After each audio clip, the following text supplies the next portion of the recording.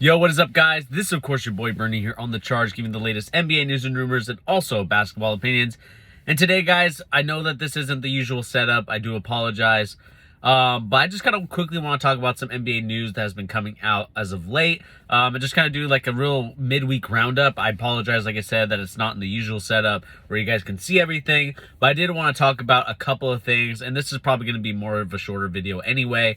But the first thing, of course, I want to talk about is, of course, the unfortunate news, or maybe fortunate news, depending on how you look at it, for LaMelo Ball missing to the start of the season with a grade 2 ankle sprain. I know that a lot of Charlotte Hornet fans are looking for the future. You know, Victor Wembanyama, Scoot Henderson, those two guys are definitely the top 2 picks in this year's draft. And I can understand that Charlotte Hornet fans really are interested in that. And before we continue on talking about the rest of the news, please remember to hit that like, share, and subscribe button if you're new to The Charge. Again, all that stuff helps out the algorithm and lets you know that, hey, checking out The Charge, checking out their live streams with both my boy Pete and Brad, talking about this sort of situation is a lot of fun, and I hope that you guys will be able to continue that with us as we continue to talk about different things going into the future. So again, just letting you know about that. And then, of course, you know, kind of going back to kind of the news story that we have here. Like I said, LaMelo Ball out for the season, so it's definitely going to be a interesting situation to see how the Charlotte Hornets will battle it out in the regular season. Obviously, without LaMelo Ball, that roster is looking pretty thin. I think you're going to rely on the likes of Terry Rozier and Gordon Hayward, former Boston Celtics guys. I know that I have my gripes with Gordon Hayward, but at the end of the day, that roster, that lineup is just not good enough and really not strong enough to be a lineup considered, to be taken serious. I think that the Charlotte Hornets, to not to spoil another video that you guys can watch on the channel, but if you guys are interested, we did talk about our NBA power rankings for the Eastern Conference. And you guys can clearly see that the Eastern Conference, if you can look at what's going on there, it's definitely looking like the Charlotte Hornets are going to be one of the weaker teams in the NBA. And because of that, I don't necessarily think that the Charlotte Hornets, even with LaMelo Ball on that roster, could necessarily muster up anything higher than maybe a 13th to 14th finish, because we obviously had the Miles Bridges situation. We'll leave that be. But the rest of the roster just does not look good. I think that the Charlotte Hornets are, again, in this continuous rebuild mode. Like I talked about on that stream, they might as well still be called the Charlotte Bobcats, because they still feel like the Bobcats, to me, with the way that the roster is constructed and the way that the roster is kind of put together. But I did want to kind of continue on to another news topic, so let me know in the comment section down below, what do you guys make of this whole LaMelo Ball out for the regular season, or maybe not the whole season, but at least part of it. It's going to be huge, man. I think it's going to be a big deal, and I think that the Victor Wembanyama sweepstakes are now officially starting due to the fact that a lot of teams are realizing, okay, this guy is really special, scoring 34 and 37 points respectively against the G League Ignite team. I mean, this kid is going to be something special in the league. I've talked about it before. I've made a video about him before. So please go check that out in the comment section. Let me know what you guys think about Victor Wembanyama and what he could potentially be as an NBA star. Let me know in that video's comment section down below. And let's move on to kind of the final story of today. And that is, of course, that Draymond Green is expected to rejoin the Warriors Thursday, expected to play on opening night. Clearly, Draymond Green says, or Kerr, I should say, that Green was fine and suspended for punching Poole in the face. Green is expected to play for the Warriors in the final preseason game on Friday, as well as the opening night for the Lakers on Tuesday. It's been an exhausting process, and I'm reading this from a website here. We feel like this is the best way after assessing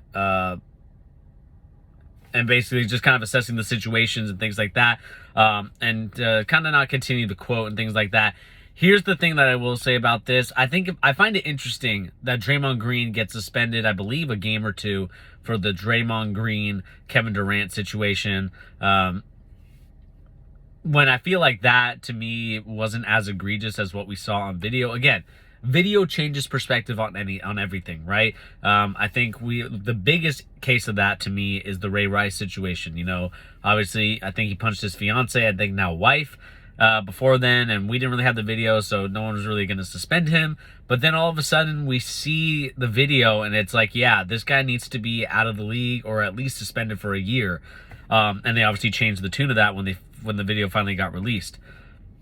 I really think that that's kind of the biggest issue for me, is that when you look at everything and when you see the whole situation kind of manifest itself, I really do think that this is going to be a huge problem for the Golden State Warriors, because I don't think that this is necessarily the punishment fits the crime, in terms of you punched a teammate in the face, sucker punched him, and you're going to get basically off scotch-free. Obviously, you're going to pay a fine, but I don't really necessarily think a fine is what gets these players upset. I really do think it's the idea of, okay, maybe to me it's like, hey, you're not in the starting lineup, you're not going to get that many minutes.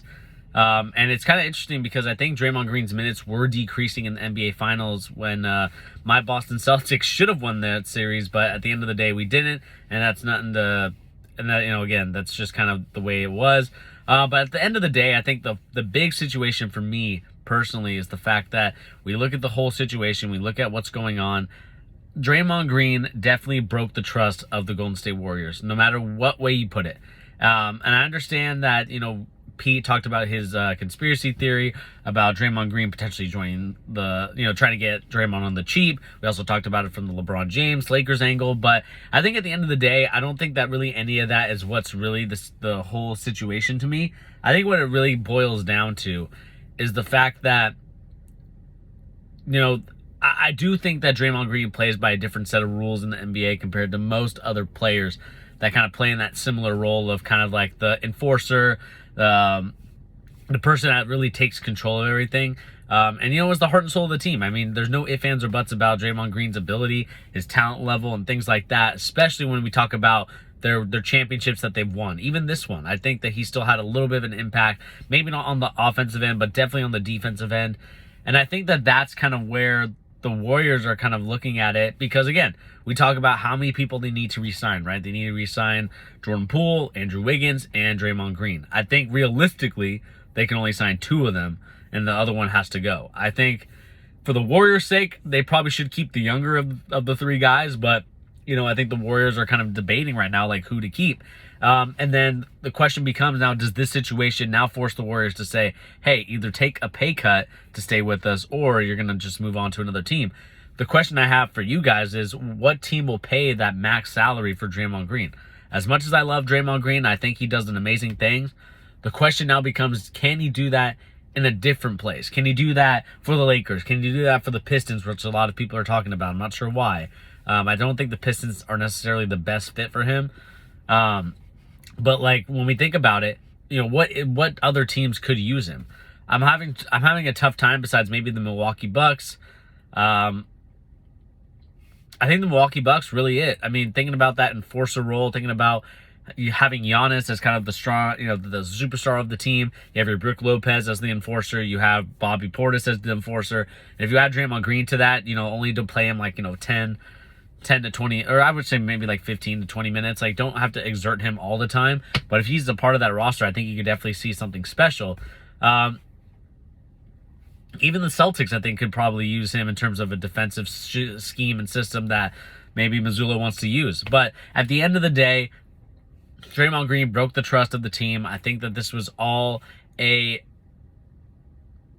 crazy situation. I think we can all agree on that. I think that when we look back at it, it definitely did not have a great look on it, because at the end of the day, it's your teammate. It's a sucker punch. It's something that no one really wants to see that. I think whether you are there with the organization or whether you're someone who's a fan and looking at it from a far away distance, whether you're up close or far away, both optics do not look good. And I think for Steve Kerr, I think that he should probably say that we need you to earn back the trust of the team, because I think he did talk about that, but he also said, well, he had so much rapport with us, we'll give him a second chance.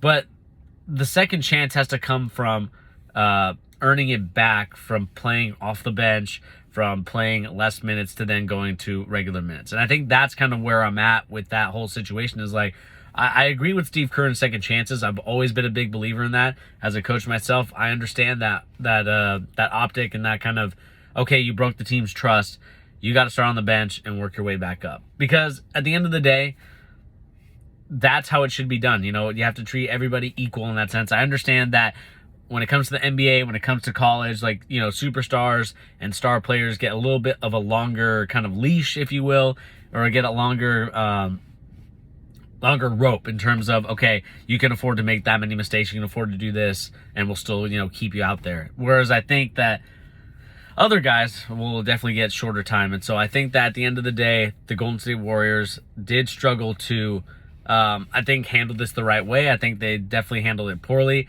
and I'm surprised that the league has not stepped in, especially because this is their league, and seeing that video does not look good.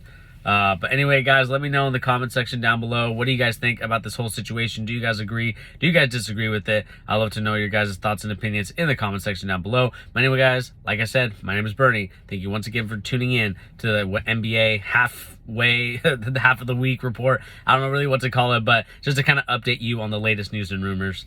And just letting you know what's going on from that, and also letting you know my opinion on this whole situation from both the Draymond Green and LaMelo Ball, because we all know I'm a big Ball brother stan, and it sucks that he will not be playing because I really want to see him kind of ball out on his own. But that's going off on a tangent. Let me know in the comment section down below, guys, what you guys think. Anyway, my name is Bernie, and I'll catch you on the next video. Peace out, everybody.